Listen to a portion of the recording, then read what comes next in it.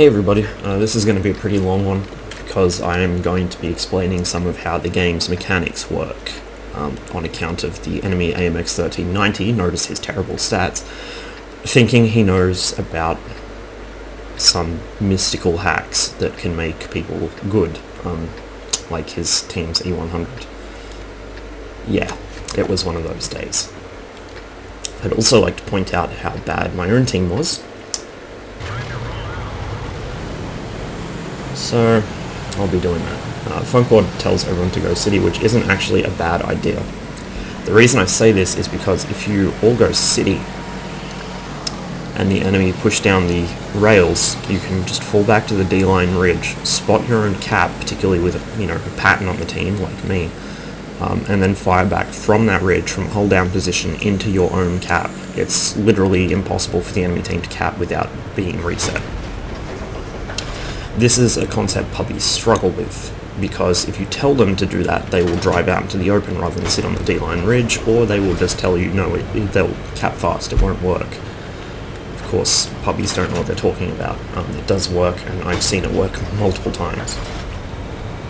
Now, because the pattern has a fairly high rate of fire, I just start knocking down these buildings to make it less protected for the enemy tanks crossing there.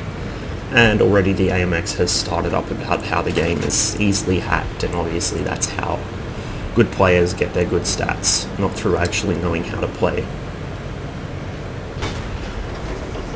At this point, I say the only real hack, air quotes, is Warpack, which is, I'll explain how it works at the end of the match, but it's not really a big advantage. Pretty much all the things Warpack introduces, a good player will be able to tell anyway. It just gives you a concrete assurance of what you already know. Bad players, of course, wouldn't even be able to tell what game they're playing, so Warpack probably is a huge advantage to them. Although, I doubt they'd be able to get much better results with it. So it's obvious we're going to roll over town, however the enemy have sent a lot of their mediums down through the rails. Anything on the internet is hackable. If you don't know that, then I'm sorry. Go do some research. R-E-S-U-R-C-H. Research. Anyway, about this point, I noticed the minimap. I also noticed that we've just completely face-rolled the two enemy tanks that went to city. If you take the city this easily, it's pretty much guaranteed at this point the enemy team are doing something really stupid, either rushing through south with everything they have, or hell turtling, like in the T54E1 game on this map I uploaded a little while ago. If they're hell turtling, then there's not really anything to gain by returning to base, but there's also not much to gain by pushing into the hell turtle, so in this case it's safe to just head south. Obviously they have a lot of mediums there, so we're going to need to reset. T32 is in a forward position. He's actually spotting for us at the moment, but that's a really bad spot. He should be driving into the depression to his front right, where he would be hold down and have just as much spotting range. He finally does, but only after he's missing most of his hit points.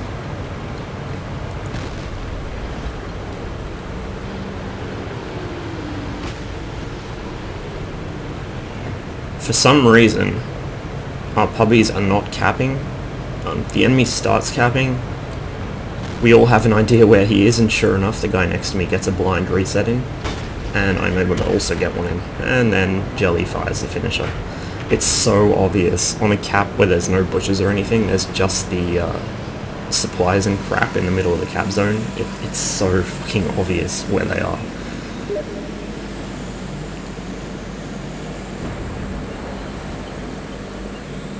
Of course, if that bat had known how to play the view range mechanics, he could have probably sat in the open and still not been seen, because he was right on the edge of my view range, and he's in a bat, so he has passable camo, and obviously he got into there without being seen.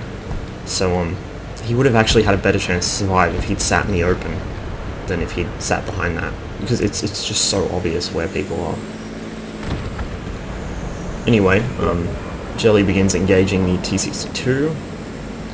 I start moving in on for the pincer. I'm trying to watch my left because there are still quite a few enemy tanks unaccounted for at the moment. Well, not so much unaccounted for, just they haven't been spotted for about 2 or 3 minutes. So they may have moved up in that time, or they may still have remained where they are, or they may even be falling back to their own base. Anyway, I screw up my shot there and take some hits for it, but Jelly comes around to save the day and finishes off the T-62. Enemy Wheezy probably doesn't realise I can hit him. He certainly does now.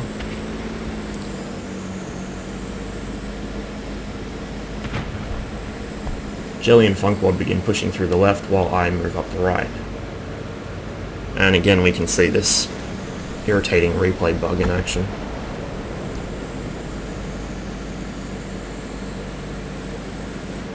So this is actually a really decent place for Patton to fight. These rails provide me with a good hold down position.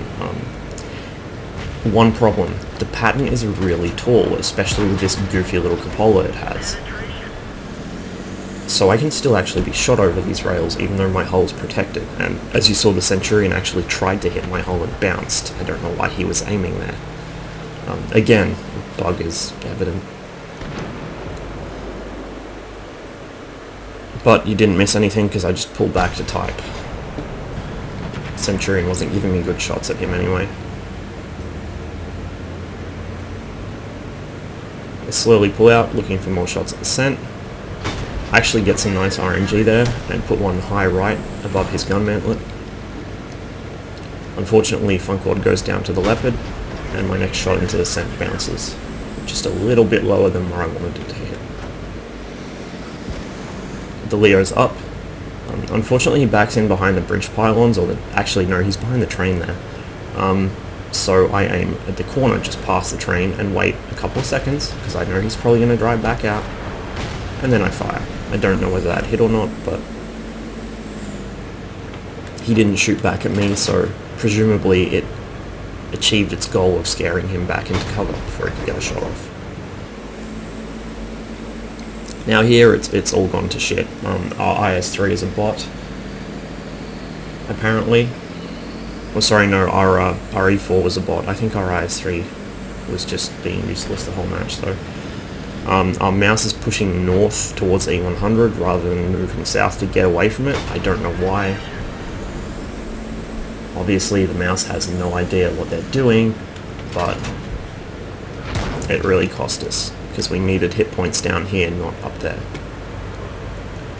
At this point though, it's basically evident that our heavies and the mediums that went north did nothing. They kind of suicided into the enemy and just failed to cap, which would have won us the game several minutes ago. And so it's now myself and Jelly basically trying to hold this entire flank, which is not going to work out well since Jelly's one-shottable and I'm two-shottable. Unfortunately, the Leo gets a shot in there. We roll each other for the exact same amount of damage, funnily enough. But at this point, the 1390 and the STB are pushing. There's nothing we can really do. And sure enough, I get finished off by the Leo. Jelly goes down only a moment later. The STB finishes him as well. And that's the match. So, an easily winnable game, thrown by our team. Unbelievable. Okay, so now that the worst of the puppies have happened, let me talk about the way that Warpack works, since that is the most widely recognized, again, air quotes, hack for this game. And also let me talk about how the netcode works. Now, World of Tanks is a server-side game, which basically means that your client will say to the server where your tank's going and what your tank's doing, but at the end of the day, the server has the final say of what's going on. So, for instance, the spotting system. The reason the spotting system exists and works the way it does is because it's a server-side game. You can't see a tank if the server isn't telling you where it is. There are ways to get around this. As you may have noticed, when you're aiming blindly towards a tank's last position and the tank drives in or out of it, even though you can't see the tank, you'll see your reticle drop or raise slightly.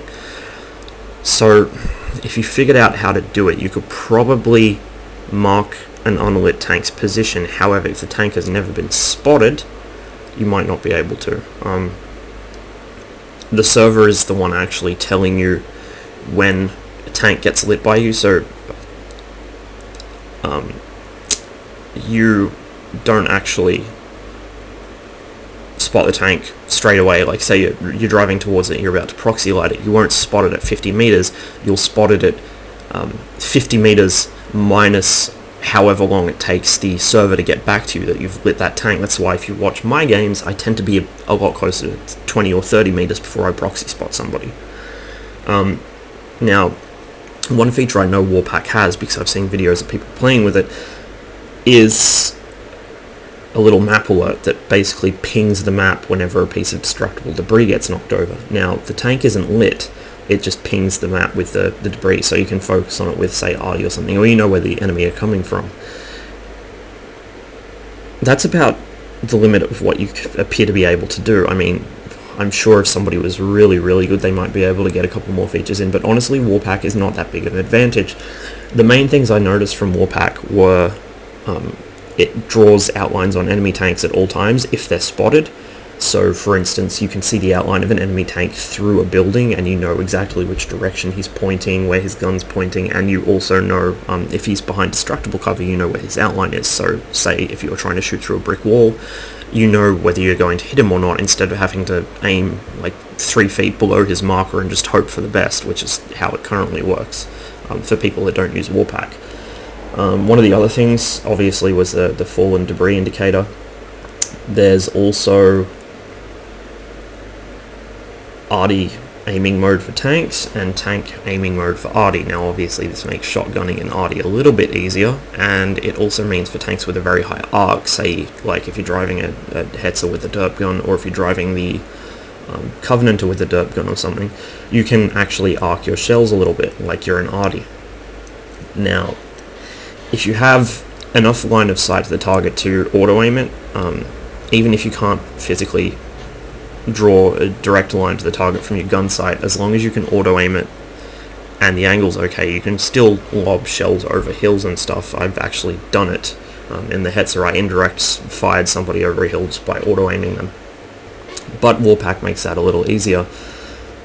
Other than that, I can't recall what it does. I know there are mods out that show you the hit points of every tank in the match at all times. The thing is, though, if you've actually noticed with XVM, when you have the health remaining indicator up, it will show you the last rendered health of a tank. So the tank could be actively lit by your team and on the other side of the map, but if you don't have render on it, it's going to not update it.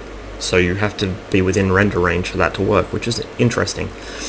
But my point is, with a server-side game, the server is the one making all the decisions. Basically, all you're doing is your client is sending the server information on what you're doing, which the server then checks against what it thinks you should be doing, and then it feeds information back to your client, and your client can only show you what the server tells it. So server-side games are notoriously difficult to cheat at because there's actually very, very little you can do. Because, you know, if the server's only telling you so much, there's not a lot you can do with it. And also, a lot of client-side games where, you know, for instance, let's talk about Armed Assault, the Armed Assault series. Armor seems to be mostly client-side, because if you enter an Armor server that doesn't have BattlEye enabled or doesn't have mods restricted by keys, you can basically go in there with a weapons pack or a vehicles pack that the server doesn't have, and you'll be using weapons that are client-side, and other players on the server won't be able to see them. They'll be able to see the effect that they're having, but, you know, they won't have the sounds. It'll look like you're just holding an invisible gun, that kind of thing. And people used to exploit this a lot in Armor, particularly in Armor 2 multiplayer. They'd come into a server and use the nuclear bomb mod to blow the fucking shit out of the entire server, and nobody else would be able to see or do anything about it. The other one was, you used to get in trouble for going into servers with the JTD Fire and Smoke mod, because that mod would create massive forest fires that not only would slow the game to a crawl, but would also have a habit of burning down the map and killing people without them being able to see what was going on. Now, I was a naughty person and used to leave that enabled all the time and play multiplayer, partly because it was hilarious and the friends I played with all had it enabled. So, you know, if we got shot down the chopper, we'd set half a forest on fire with our wreck, and it was a lot of fun. I actually really liked that mod, and I wanted to see if I'd if it's been ported to Armored 3 yet, but I digress. So that's a client-side sort of mechanic. You can basically get away with murder because the game is relying on your client to tell it what's going on, whereas a server-side game, it does still rely on input from your client, but it checks it against what it thinks you should be doing. So for instance, you could try until you're blue in the face to modify the Patton's gun to fire 3 rounds a second, but the server will just say, nah, that's not how that tank works, and it won't do it. So, I mean, I've never actually tried it, but presumably you could be firing 3 rounds a second on your client, but you'd only be firing 1 shot in the server, so you'd actually be putting yourself at a disadvantage because you wouldn't be able to tell what the fuck was going on. So my point is,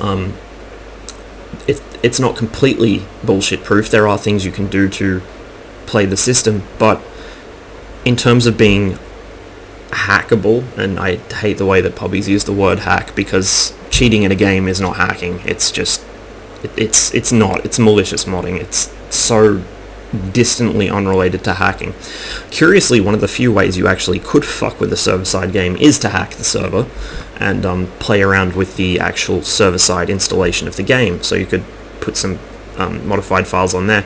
The problem is that then affects everybody. So if you try and add your, auto-loading Patton gun or whatever, it's going to give that to everybody with a Patton. So what's the fucking point? All I could think of is if you maybe got into the client, or not the client, the accounts server, and fucked with your account, gave yourself a bunch of gold and all the tier 10s and fancy shit like that. That's about all I could see you really doing as a malicious act that you would need to actually hack into the server to do. Other than that, there's really nothing you could do that wouldn't also provide the same advantage to everybody else. So, I mean, I'm no expert on this, but I've been playing online games long enough to have some idea how network architecture works with regards to modified game files. This game isn't completely bullshit proof, but it's about as bullshit proof as they come. Like, really, this is about as close as you will get to an unhackable game. And so the enemy AMX doesn't know what he's talking about, as usual. The people who are most vocal about their opinions are usually the worst informed. And certainly the enemy E100, I doubt, would be using Warpack. He's probably just, able to click tanks when he needs to, much unlike the enemy AMX. If you are curious about what Warpack does, if you search it on YouTube, you will come across videos of people using it. Sellers Modpack for a while, before he got banned for it, also had some features of Warpack, like the knocked over debris indicator and stuff. So, I mean, like I said, it does give you a little bit more information, but it doesn't really tell you anything a good player wouldn't already know. And this also relates back to the incoming Fire mod, which I think is now, the developers are trying to make it not work, actively sabotage it using the game code. That mod was useful, but it doesn't really tell you anything you can't guess anyway. But there are a few caveats on that. For instance, if I get hit for about somewhere between 293 and 488 damage, and it's consistently rolling in that range, I know I'm being hit by either a 105mm high-tier medium gun or a mid-tier Soviet 122. Those are the most common guns that have that damage range. As I've said before, I know from my scent, the minimum roll of that gun is 293, the max roll is 488. With Hesh, the max roll ends up somewhere closer to 550. So you can tell roughly what's shooting at you just from the amount of damage being laid out, and also from the frequency of it hitting you. And as you may have noticed, most damage panel mods, including the one I use, have a little timer on them so you can actually tell how often that tank is hitting you. You can time its reload. So you can guess basically which tank is shooting at you and which gun it has.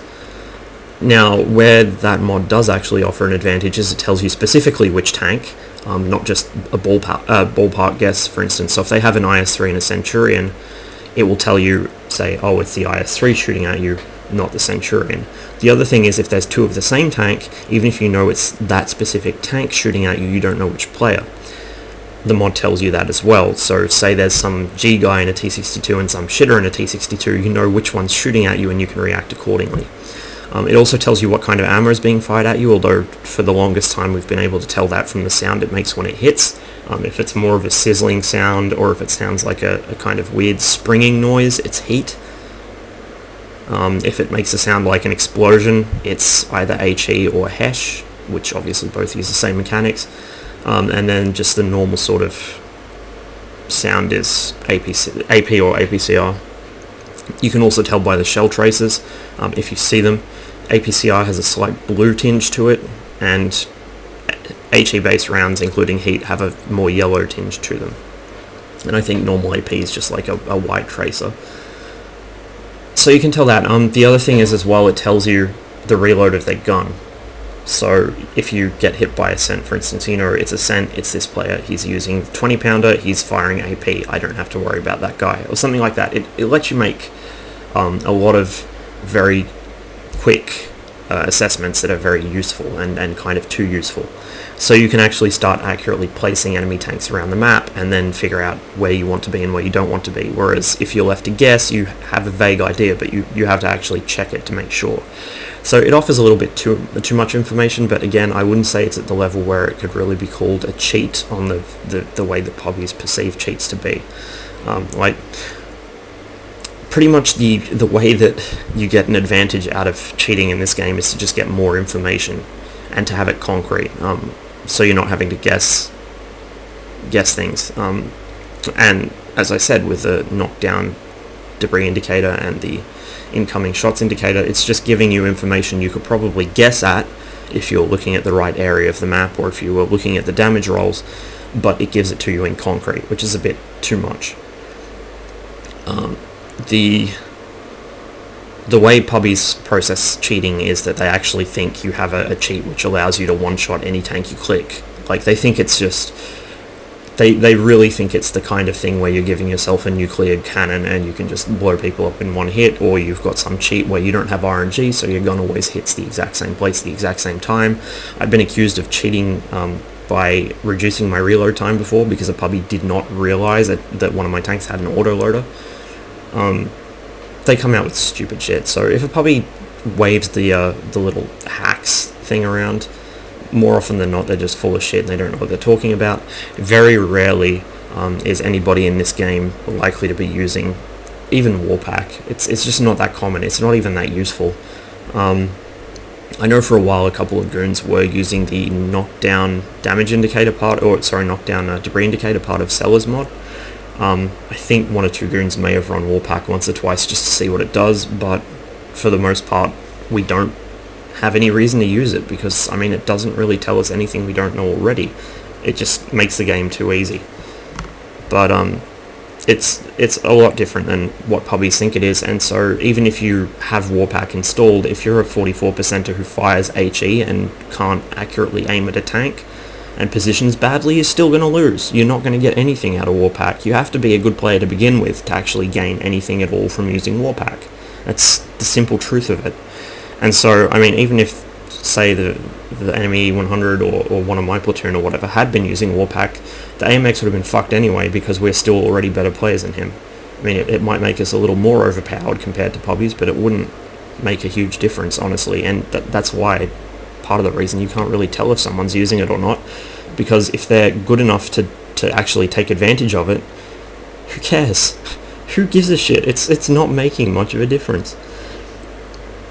Anyway, that is sort of a long-winded, boring version of why this game is more or less not receptive to cheating. If that hasn't convinced you, I probably never will, and probably neither will the devs.